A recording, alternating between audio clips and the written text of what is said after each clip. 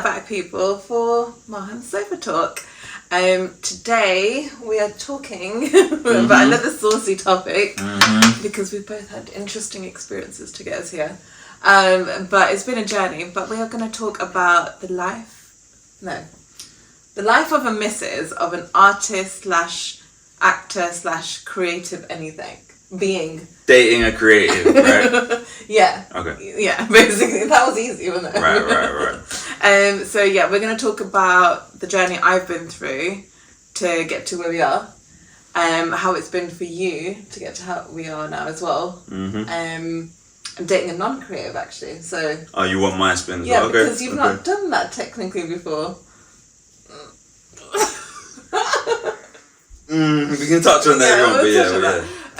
So yeah, I think let's start from when we first met. It was at your Camden show, your headline show. Yes. The amazing show that was, and that's not being sarcastic, because it was actually really good. I came all the way from Birmingham for that. Yeah. I didn't know anything about him at all. Nothing. I knew nothing. I didn't know he had a background in music, really and truly, or acting at that point. I just knew nothing. So I think the first time I got to know that he was actually into all the creative stuff was the night we met and we started talking. And then you started to understand what you actually do, because I had no idea. I've never dated a creative before in my life. Right. So it was all new to me. And then you were a bit like, because I think you wanted to let me know what your lifestyle was like. Okay, so if I can chime in just off of that, I think based on past experiences, relationship experiences, for me personally, being a creative was challenging for the previous individual that I was in a relationship with. So it set like a bit of a tone in my head that, okay, well, if I've chosen this path, I'm probably somewhat not the archetypical type that most girls would go for, because as a creative you're always just immersed in what you do, you're passionate about what you do, you prioritize a lot of the time what you do. So I think after a previous relationship that didn't go too well, it set like a tone in my head which was like, oh, probably it's not something girls would really be attracted to. At least you've proven that that's not necessarily the case, so I'm glad that it restored the faith. But yeah, it kind of made me apprehensive to, just kind of reveal that this is my lifestyle and this is what I do, because by my principle, I'm going to stick to what I do. So it might have meant sacrificing along the way if you do form a bond with someone, but then because you're doing what you do to make a career or living, this is who you are, it's your identity. So it may, sacrifice that aspect. But yeah, I think that basically, I'm just getting my chain of thought, right? I think basically it's been good that it's proven with us that that's not the case. But I think for you, in those moments, for me, it was about showing you straight off the bat, after learning from our last experience, that this is who I am, this is what I do. If you can accept it, will be great. But if it's problematic for you, I do not blame you whatsoever right now if you want to. Oh yeah, you told me many times. But that's my way of like asserting that, look, I'm going to be transparent, because I don't want any, from my previous relationship, I didn't want it to be like a grey area of, but you didn't say this later on down the line, and I didn't anticipate that later on down the line. No, I'm telling you from the jump, if this is going to be a thing, this is who I am, and this is what I do. And I think that was important, as well as, and this is what I'll touch on, because I don't think many people want to do this, is changing your mindset. Right. When dating a creative, you do have to change your mindset if you've never done that before. Because otherwise you will constantly be insecure, you'll constantly be like thinking about random stuff that doesn't even exist. Because naturally, the work you do means that you are in public eye, getting, people interested and all that. Networking, meeting people all the time, So that can cause a bit of a strain if someone doesn't adjust their mindset. So I think what was important, and what I would say to anyone doing it, is adjusting mindset, to know that this is their work. It's not their side thing. It's not that they're going to be not loyal. It is their work, just like a 9 to 5. Yeah, I agree with that sentiment. However, there are other individuals out there who may not be as devoted to the creativity as someone like myself. So they might do it to be like, oh, well, it exposes me around girls or boys or whatever. And, oh, look, it's quite like social and dating and whatever. But for me, speaking for myself, look, this stems from when I was a child. I've been drawing, I've been making music since I was in my teenage years. Like, this stems from before I even cared about dating or girls or sex or whatever. This is actually this is my identity from before any of that. So it's authentic to me. So me pursuing my childhood pursuit as a career is me in its most authentic form. Yeah. So yes, what you're saying is, when you find a partner who's creative like that, and adjusting your mindset to it is understanding that this is who they are. If you request them to be something they're not, more than likely they're not going to be happy. I don't agree with that, because I've come from a place where I had to tend to someone I wasn't, and I don't agree with that. I don't think it should, and it happens unfortunately, but it shouldn't happen. No. But yeah, I think that was a big thing of adjusting mindset from the start, and I think it had to come very early on. Otherwise, it wouldn't have lasted through what the next step was, which was going to be him getting the opportunity to work on Bob Marley, which meant that he was going to be flying away for 6 weeks to Jamaica. And that came literally within a month of us dating? Yeah, literally like a month and a bit of us dating. So it was very early stages. So it was either going to be a make or break at that point. I think we both felt the sentiments of when you were leaving. And I think it would realise, and dawned on me then anyway, that shit, this actually could be make or break, but we'll just see what happens. Mm-hmm. Lo and behold, you've gone to Jamaica, you're doing your thing. And then he invited me out there. But I would say as well, just on top of all of that, I think not everyone is cut out for it. And I don't blame the ones who are not cut out for it, but I think it's just about really knowing yourself, what you are and are not willing to put up with. Like, really look at yourself in the mirror as a person and be like, if I really love this person, then I will be on board, I'll support this, that, the third. If you find it's just not for you, then you just have to be really honest with yourself and be like, a creative partner is just not what is right for me. And there's no problem with that. But I think it's just about being honest and transparent. But I think someone like you've actually gone the mile. You've done more than gone above and beyond to show to me wherever is needed, we will do it. And I'm continuing to blossom with things I'm doing. And, but that takes a lot of, not sacrifice, but it takes, like you're saying, adjustment of your mindset. Yeah, but don't get twisted, because I do think that even what I wanted as a bare minimum, I was very assertive, and I think that's important as well. It's not just about the creative person being assertive. You have to be assertive as well. So I was assertive with what I wanted as a bare minimum as well. Which, to be honest, we didn't have to do too much of. We just had to make sure that our schedules were aligned, because your schedule was here, there and everywhere. I basically just had to be a bit more responsive. Yeah, let's not go there. The first time, he took how many days to message me? 3 days. 3 days. To me, like, in my single mindset life, that was just whatever, just normal. But getting to understand that, obviously, a relationship is 2 ways, I was like, okay. Yeah, it's not that hard. Yeah, I know, but it's just that principle of it's not all on your timing, so you have to adjust back into it's 2 ways. So yes, it's also the creative has to give back. Yeah, it's give and take, isn't it? And make time, family, all of this stuff that's important. Time together, date nights. Yeah, definitely. But yeah, I think we managed to compartmentalise all of that, and then Jamaica was like bam. And then the opportunity came where you asked me to come to Jamaica, so me randomly got on a 10-hour flight, as you do, with someone I barely knew at that point. No, I'm joking, I knew that. It paid off. No, it paid off. To me, I thought okay, I'm going to take this risk, but actually it could either pay off early on, or it actually might make us realise that we're not for each other quite early on, so we don't have to waste too much time. Because we're not young anymore, let's be honest. No, just find out. And... Do you want to tell them the first night in Jamaica what happened? Oh man, she arrived, and we're all like, yeah, how you doing? Take her bags upstairs, whatever. No, it wasn't the first night, it was the night, the following night. I came back from work, and I think we were fine the first night, because it's like, cool, excitement, it's going to be great. But when I went away to work, and I think it started dawning on you when I was coming back, like, fuck, what have I done? Why have I flown out to Jamaica? This boy I've only known for like a month and a bit. And I could sense it, because when I came back through the door, I see her and she's like sitting on the bed all nervous, like... I didn't know what to do. She's all like doing all of that, and I'm like... And I could sense she was like feeling a bit awkward, whatever, so I was like, okay, you know what? Don't worry. Let's just go for a drink. I was like, let's just go for a drink. But yeah, you eased up. We mingled in very well, I think. Yeah, the wicked time overall. So. Exactly, and then I ended up even extending my stay. Oh yeah, it was originally 10 days, and you stayed. I stayed like 15 or something. Yeah, 2 weeks. So yeah, more than 2 weeks. It was crazy. Yeah. But yeah, I think basically, what it is being adjustable, because I think you have to be adjusting to someone else's. But I think that's with all relationships. I don't think this is just for creative and non-creative. I think it's for all. Like, you have to be able to adjust. There's just standing principles of relationships. Yeah. Like that. But I think the main thing for me is it was the time.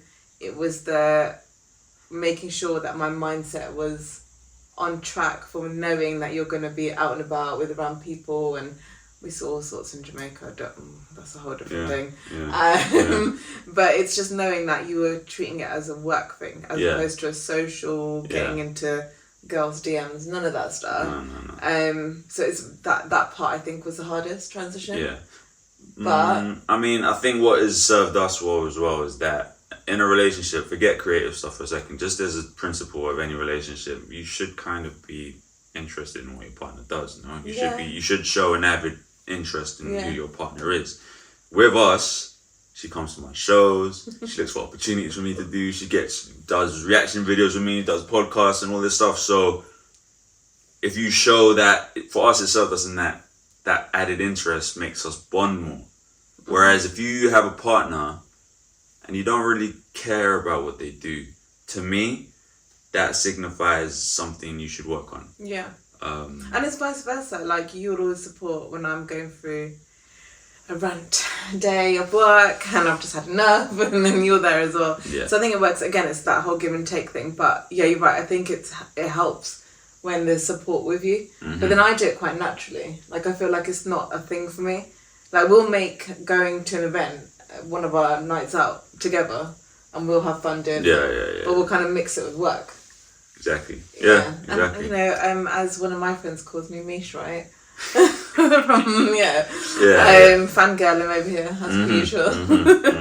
But that's how I think you like create a bond, is by being supportive with each other. Support wholeheartedly. Like, you gotta have it. Otherwise, what's the foundation of the relationship, man? Otherwise, over time, if you don't feel supported or encouraged, that unfortunately can turn into resentment. And not feeling appreciated, and I think both of us have come from previous examples of that. But I think, in the realm of creative individuals, it's their identity. If they meet or attract people, whether it's a partner or whether it's friends who support them, they're forever in debt. They feel forever in debt. And then you just evoke a really great response from them back to you. I guess maybe the question is flip it onto you. So there's enough about how I've maybe adjusted it. For a artist, creative, actor, what is it that works for you to be in a relationship? Pretty much those things we just touched on. Understanding my life, not necessarily understanding, but accepting my lifestyle, accepting my choice of how I work, my schedule, my flexibility, all of that. Accepting that sometimes my attention is devoted here or there, but I don't do it to intend to be rude. Accepting that that's just the nature of who I am. But what was your question now? What does a creative artist, actor need to sustain a relationship? Okay. Probably patience. I think a lot of creatives, we don't mean to do it, but we are very self-observed. But it's not with malintent. It's because you have no choice but to think about from the crack of dawn till dusk, like, about your creative ideas when they hit you, and then that occupies your time. You could be having a conversation with someone like, but I'm thinking about a song or something else, and it's like, it's just so like, it's so like just natural to us. It's so instinctive of us to just always, when a creative idea hits us, we just got to quickly write it down or just whatever. So I guess that understanding and patience that we need to be like that, but it's not meaning to be rude. And also one thing I would say is, like, for someone dating a creative, be ready for last minute changes because you just don't know. You cannot plan anything. Things chop and change. You cannot. No. But it doesn't always mean bad. It just means that you just have to be a bit more flexible with the idea that it may not happen the timing that you want it, but it will happen. Yeah, it will. Like we've had to move a few holidays in the past because of it. But it also requires on our part where we delegate that time. It may chop and change, but knowing that it doesn't mean you never delegate that time. No, do you know what I mean? Because at some point you have to risk losing something. It's never going to be. Risk losing opportunities and stuff. We've had a lot of that this year. Yeah. And ironically, they fit around like our trip to Nigeria or whatever. Yeah. But there were times where it was like, so I had to be like, well, I'm going to just dedicate this time regardless. Because otherwise it's not going to happen in the rest of the year. And then that could turn into never do stuff. That's an important mindset from the artists themselves. Yeah. From the creative. Give and take. Yeah. Pretty much. So I think there's a few things on both sides to make it work. But when you get over those humps of getting to know each other and getting to know the true authentic self and also boundaries, I think it just makes it smooth sailing. So it's like any other relationship at that point. Yeah. I don't think it's that hard. I think even if you've got opportunities abroad, I know that I would try and come with you. And if I can't, I'll try and go in and out, for example. Based on my work schedule. So it's just making sure our schedules align, really. Basically. And that we take out time for family. And I think Nigeria helped us highlight that.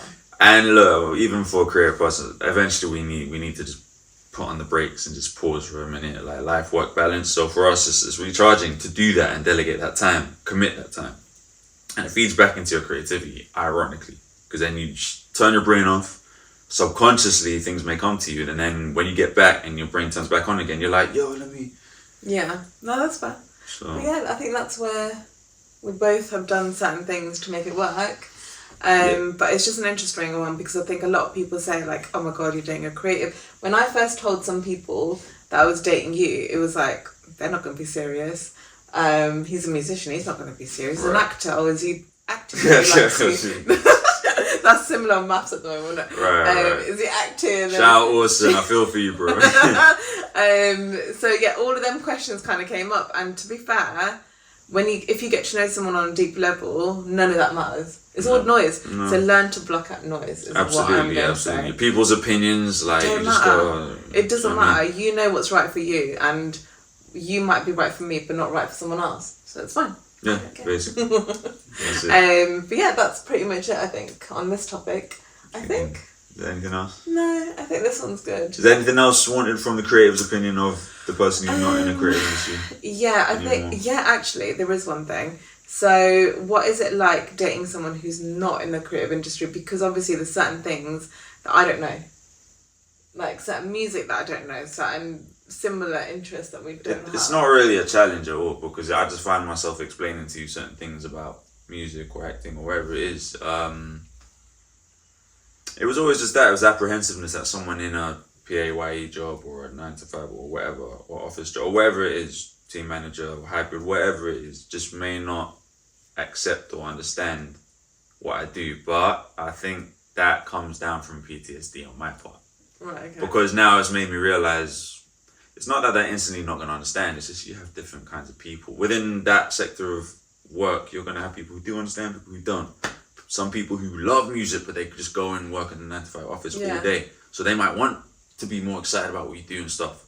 And then you get the more cynical ones who are like, how do you make money from that? How? What? I don't understand. So you don't what? You work 3 days, but then you have a week. It's just like, just variable. It's just the way I see it is that there's no such thing as a guaranteed income, irrespective, PAYE or not. Nothing in this day and age right now is secure. You could be made redundant. Yeah. You could be fired. But I think what's helped with that is I don't have that mentality of what do you do for work. I don't really care. That's up to you. It's your life. You do what you want, and I'll do what I want. Do you see what I mean? Like, it's never been a, why are you doing this and why? Yeah. It's never, but I don't ask those questions. That's testament to your flexibility to understand. Some people don't have that ability. But then I ability. think that also comes down to what you may or may not have been through in life. Because I think at this point in life, when we met, I was very much like, if I was to get with someone now, it would have to be someone about their personalities. Opposed to what they do, how they do it, whatever. None of that mattered. It was more so I need to like the person deep down to the core.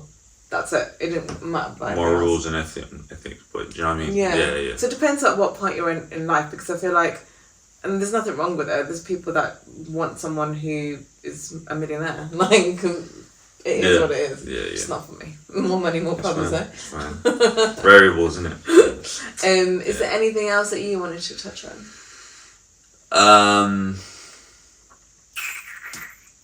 Yeah, I would say just to touch on that, it's basically that aspect. Regardless of who someone is, what they look like, how they dress, what race they are, how old they are, what they're into, whether they're creative, whether they're not creative, it all comes down to compatibility and understanding and being flexible enough to facilitate both people's interests and identities. And also, I do think there's some merit in compatibility of star signs. A little bit.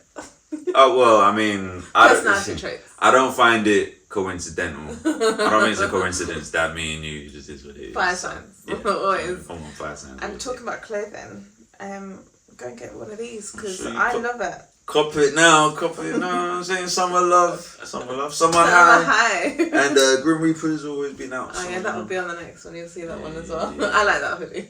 Yeah. Cool. Well, we'll wrap that up for today. We have some interesting topics coming on going forward. More episodes coming. Yeah, we've got some saucy topics to cover. I've had a few suggestions. If you have any more, put them in the comments or DM him on Instagram. Madman_state. We'll be loving to hear from you people. See you on the next one. Bye.